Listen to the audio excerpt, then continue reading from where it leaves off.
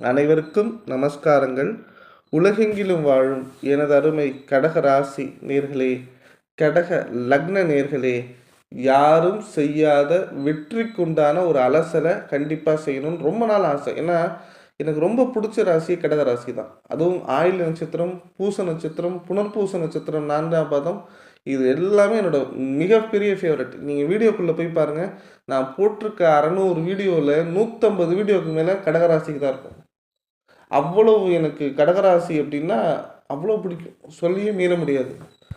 எனக்கு என்னென்னா, நிறையா கடகராசிக்கு நாங்களும் கோச்சார் அடிப்படையில் நிறையா விஷயங்கள பார்க்குறேன். ஒரு மாத பலன்கள் பார்க்குறேன்.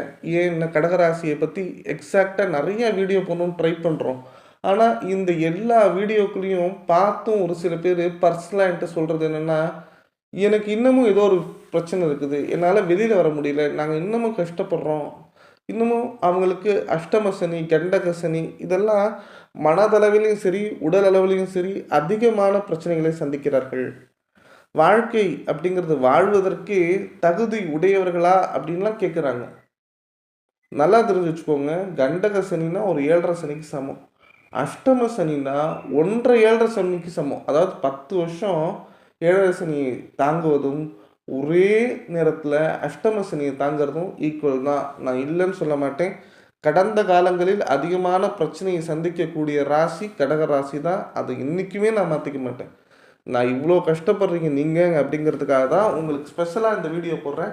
இந்த வீடியோ ஃபுல்லாக பாருங்கள், ரொம்ப ஸ்பெஷலாக இருக்கும்.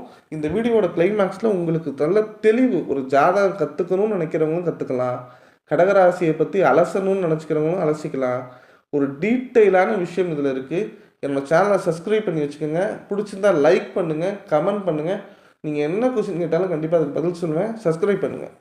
கடக ராசி நேர்களே, ஒரே விஷயம் நல்லா தெரிஞ்சு வச்சுக்கோங்க. கடகராசியில் கிரகங்கள் அப்படிங்கிறது ஒரு சின்ன எக்ஸாம்பிளாக எடுத்துப்போமே. கடகராசிக்கு லாபஸ்தானாதிபதி சுக்கிரன். இந்த லாபஸ்தானாதிபதி போய் உங்களுக்கு புதனில் உட்காந்துட்டார், கன்னியில் போய் உட்காந்துட்டார். இப்போ உங்களுக்கு சுக்கிர திசை நடக்குது. ஏன்னா நிறையா பேருக்கு சுக்கிர திசை தான் ஆரம்பத்துலேயே நடக்கும்.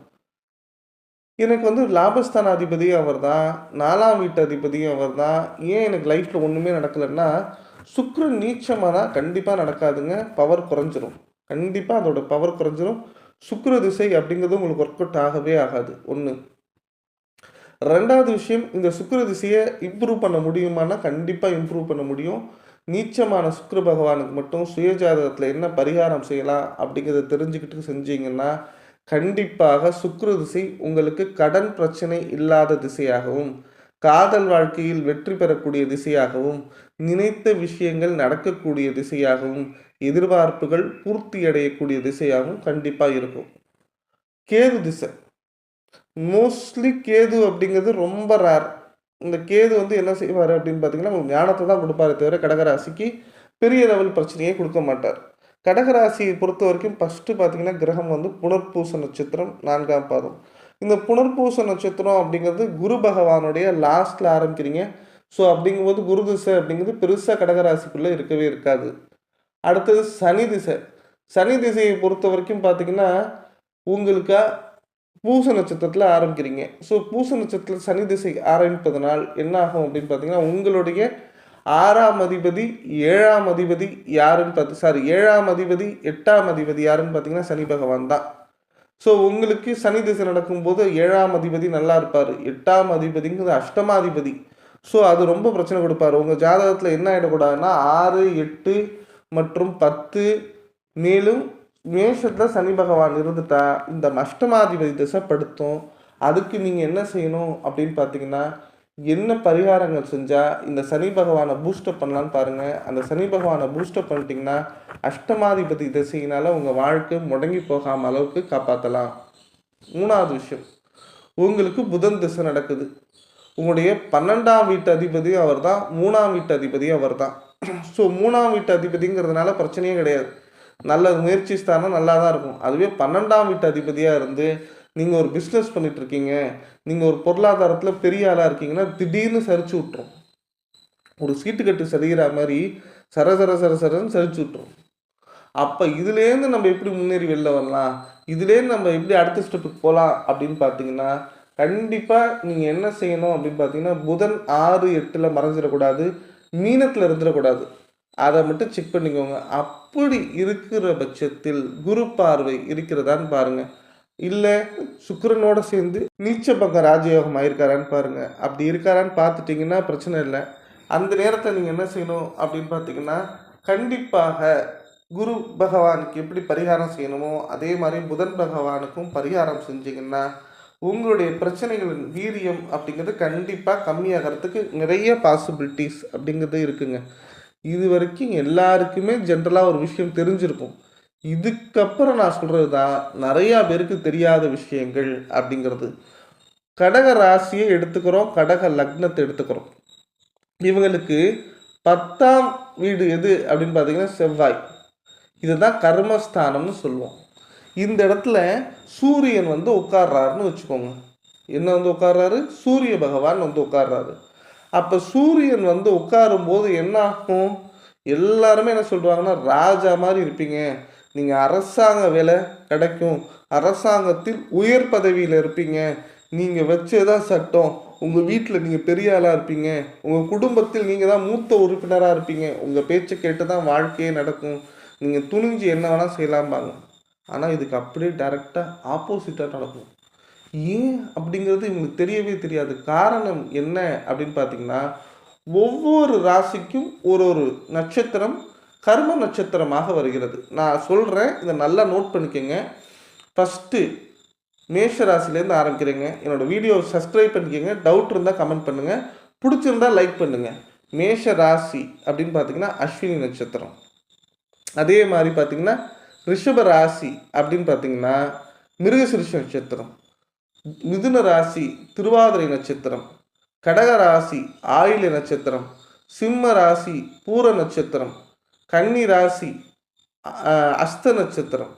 அதே மாதிரி துலாம் ராசி சித்திரை நட்சத்திரம்.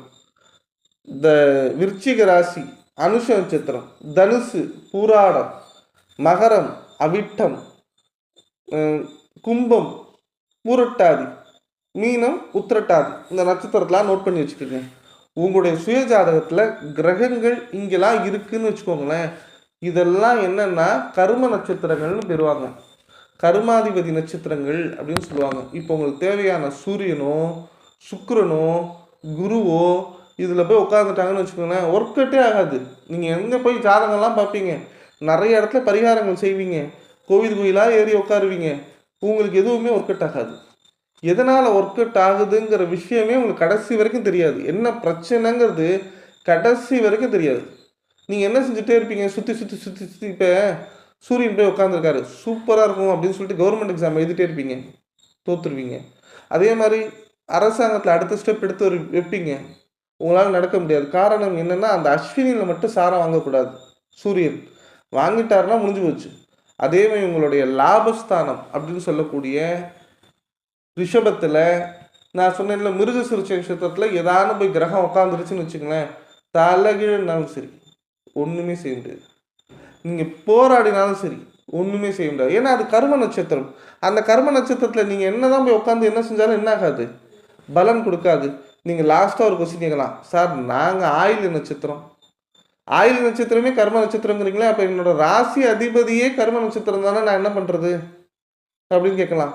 ஸோ இப்போ தான் நீங்கள் கிளியராக புரிஞ்சிட்ருக்கீங்கன்னு அர்த்தம்.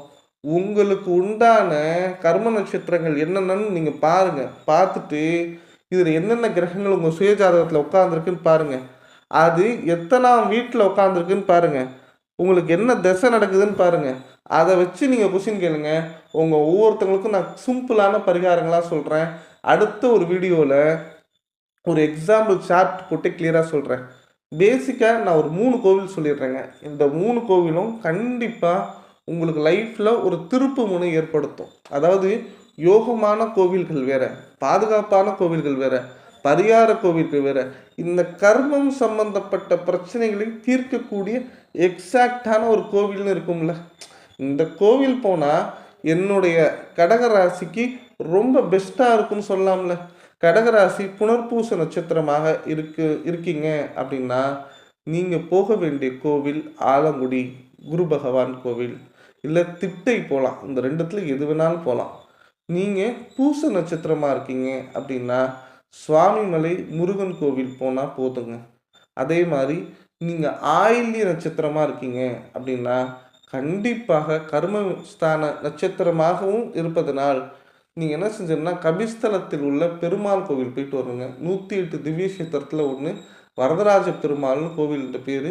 இதை எப்போ போகணுன்னா உங்கள் நட்சத்திரம் அன்றைக்கி தான் போகணும். இப்போ நீங்கள் வந்து புனர்பூச நட்சத்திரம் அன்னைக்கு தான் நீங்கள் சித்திரை போகணும். அதே மாதிரி பூச நட்சத்திரம் அன்னைக்கு தான் நீங்கள் என்ன செய்யணும், சுவாமிமலை முருகன் கோவிலுக்கு போகணும். அதே மாதிரி நீங்கள் ஆயிலி நட்சத்திரமாக இருக்கும்போது தான் கபிஸ்தலம் வரதராஜ பெருமாள் கோவிலுக்கு போகணும் 3. அதே மாதிரி நீங்கள் ஜாதகத்தில் உங்கள் ஜாதகத்தில் என்ன பலம் இருக்குது என்ன பலவீனம் இருக்குங்கிறதையும் தெரிஞ்சுக்கோங்க. அதுக்கு தகுந்தாமே மற்ற விஷயங்களை செய்யுங்க. வாழ்க்கையில் கடகராசினியர்களுக்கு பிரச்சனை எங்கே இருக்குங்கிறத நான் ஒரு 50% கண்டுபிடிச்சி சொல்லியிருக்கேன். சுயஜாதகம் இருந்தால் 100% பிரச்சனையை சொல்லுவேன். கண்டிப்பாக உங்கள் வாழ்க்கை கண்டிப்பாக ஒரு திருப்பு முனை ஏற்படுத்தணும். எல்லா கடகராசினியர்களும் நல்லா இருக்கணுங்கிறதா என்னோட நோக்கம். என்னோட வீடியோ பிடிச்சிருந்தா லைக் பண்ணுங்கள், சப்ஸ்கிரைப் பண்ணுங்கள், கமெண்ட் பண்ணுங்கள். நன்றி, வணக்கம்.